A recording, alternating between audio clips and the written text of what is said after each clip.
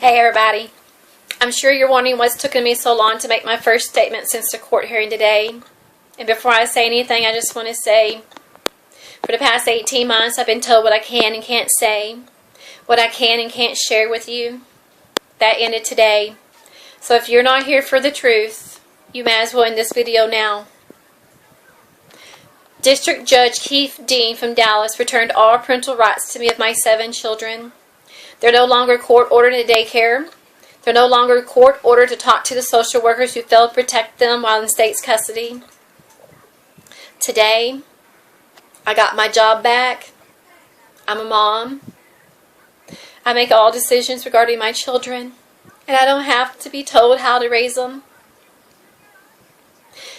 In August, Keith Dean asked all social workers, attorneys, and child ad litem's to set this day aside for a hearing where he would determine the outcome of this case. And for 18 months, they had filled their side of the courtroom with people on their side. They laughed and giggled throughout our hearings as we pleaded for the return of our kids. Those social workers didn't even show up for a hearing today. The Regional 3 attorneys, the ones who refused to return my kids after charges were dropped in December 2013, did not show up today. And my children's court-appointed child ad litem attorney, who was supposed to seek the best interests of my kids, who never took the opportunity to meet them or talk to them in the 18 months of this case, refused to show up today. I'm told a conflict of schedule. Really? I can pull court records where you cleared your schedule for this hearing. You know what I call it? I call it a group of cowards. Cowards who didn't want to face the 9 lives that you tried to destroy and you failed. The cowards who didn't want to face the media that you deserve to face today. Instead, the ones who did show up snuck out through the judge's chambers. How's this justice? How's this accountability? And how in the hell is this legal? I was court-ordered into every hearing and attended it. My husband missed work and paychecks. But these people don't have to show up? Really? That's awesome. An agency that was built to protect children. An agency that has a power to remove the custody from parents. This agency is not protecting children anymore. They've got caught up in the funding they receive if they remove children and place them in foster care. You don't believe me? You look at my 7 children. Look at the check they got. Although I provided medical insurance on my kids, I provided shoes, clothing, food, snacks, school supplies, while the state received a check. And then my kids were sexually and physically assaulted for 9 months. Their lives were endangered and they suffered medical neglect. And my social workers closed their eyes and left them there. My kids left my home never once suffering abuse and neglect and returned victims. They lost their innocence, they lost their trust, and they lost the children that they were when they left my home. You know, my kids were returned, but it doesn't end today. I still have to file an appeal to get these accusations off my record. I still have to hire an attorney to get my criminal records expunged. I'm still out $200,000.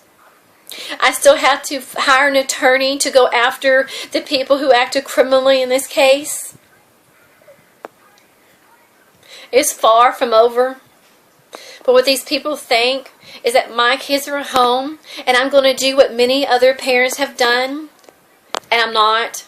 I guarantee you that you have my word that a train is coming and you better jump aboard. because I will fight for every job of all parties involved in this case.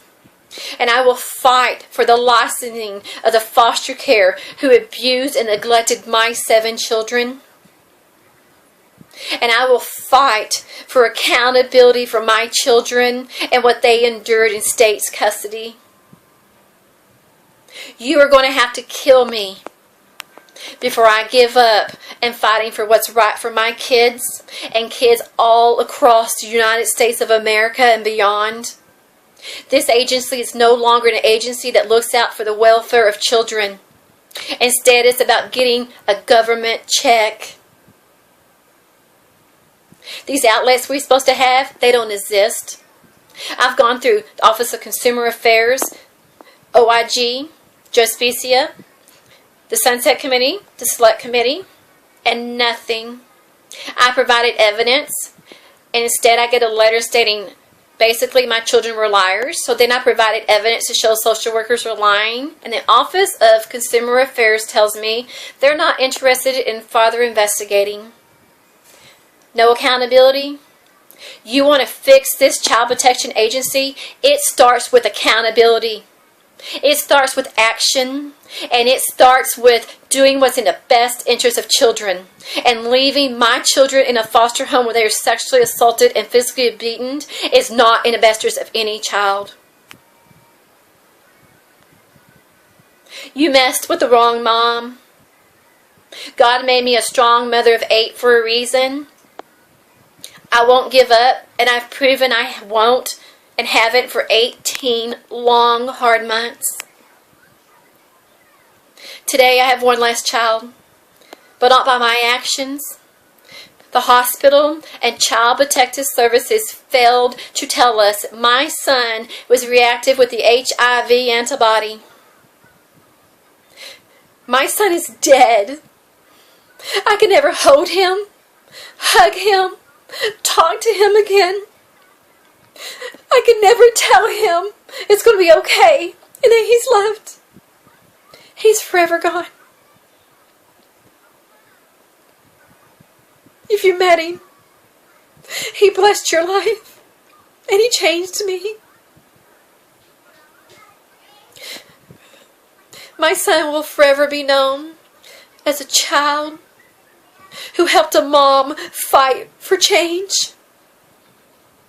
Buddy Cole Cook is a hero, and he's my son, and he's dead. You can't give him back to me, and you can't take away that you accused me of killing my kid, a kid that I rescued, a kid who was sexually assaulted and beaten by his biological family. But I guarantee you, you haven't heard the last from me. But thank you for all my supporters who have helped me. You're amazing. Thank you to my husband and my attorney and the few friends who chose not to listen to the lies and trusted us. I never can be the same mom I was. I can never get my name back, my character. My kids can't get their innocence back. Their trust. Today, you know what they witnessed? They witnessed that there are adults who couldn't take time out of their job, that hold a position to change laws, to support them in a hearing that was held today. It took guts for my kids to stand in front of legislature members and tell them of their repeated sexual assault. It took guts and courage. I'm proud of them. I'm a very blessed mom. And I will spend the rest of my life protecting them from this agency. And I will spend the rest of my life fighting for other children. CPS needs to be ended and restarted. But it's going to start from the head up. Judge Specia guaranteed action. He did nothing. Instead, he claimed my son never had an HIV antibody test, and I can prove he did. He's standing there protecting social workers who allowed my children to do physically and sexually assaulted in their care, and re-raping my kids by actually suggesting that they're liars.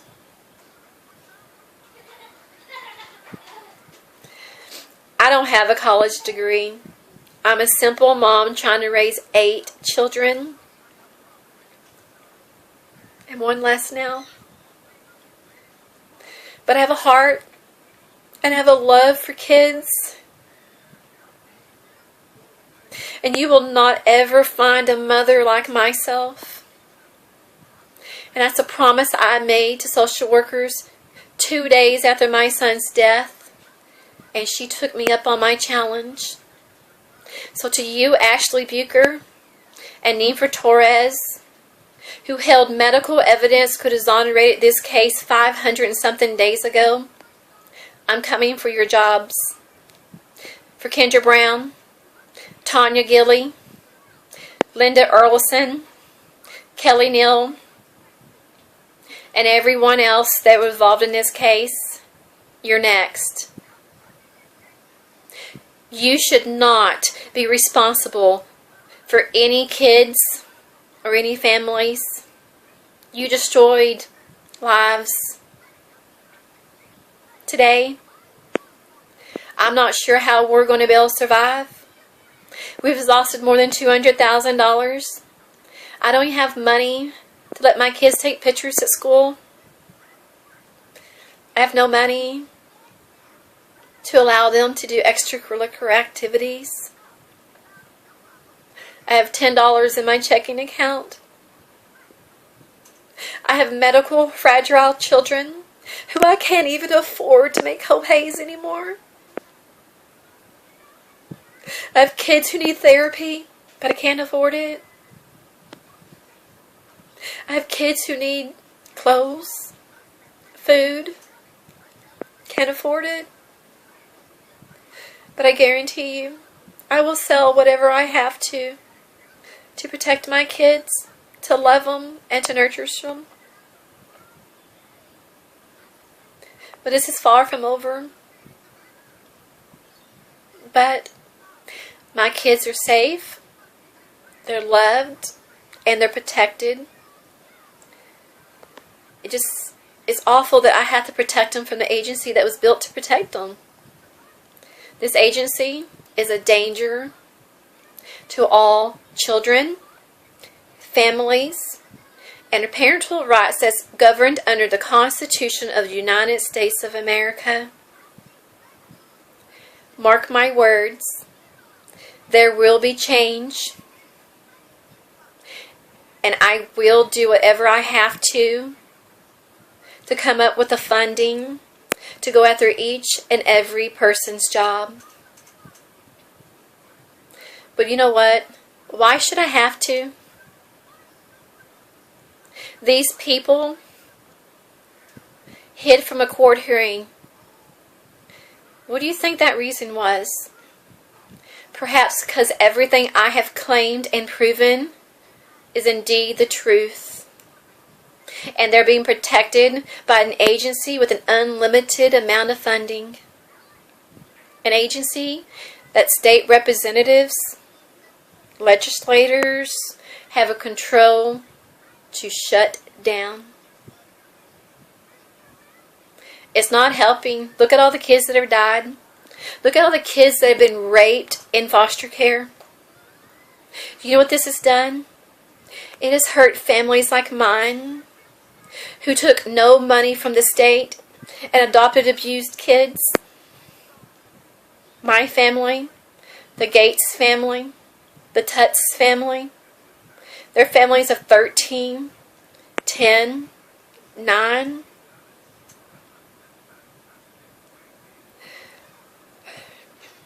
I can no longer go to my kids' school.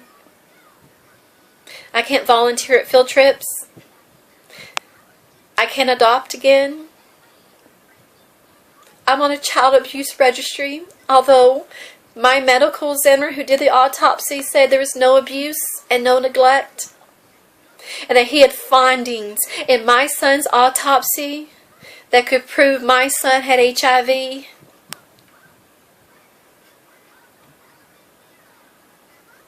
I don't understand. Why aren't anybody willing to stand up? I'm not the only family.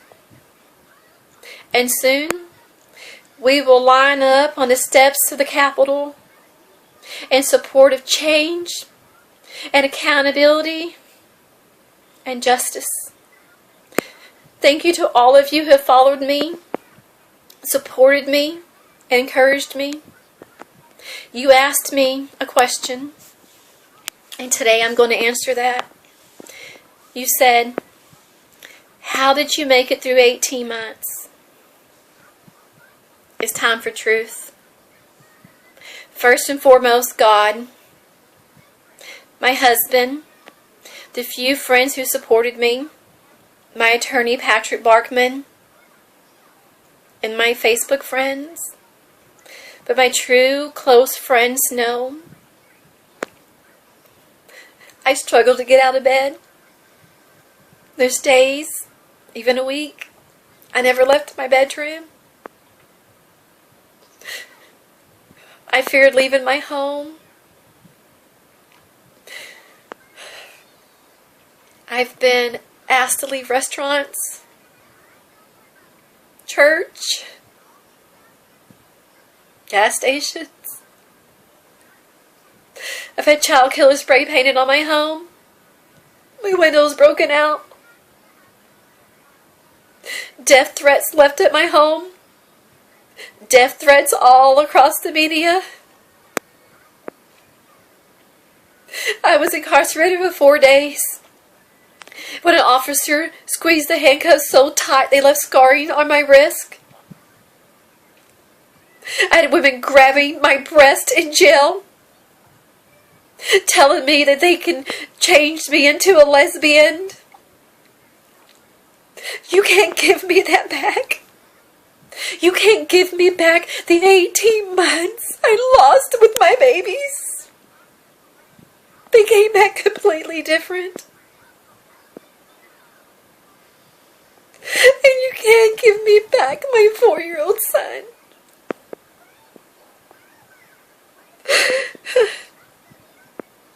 I had days where I questioned why God left me here.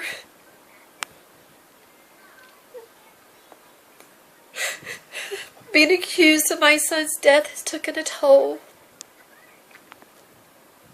And today is the first day I mourn his death. Be a friend. Pray for us. Support us. And don't make promises that you can't keep. None of us deserve that. My only request is that you love your children. You teach them about God.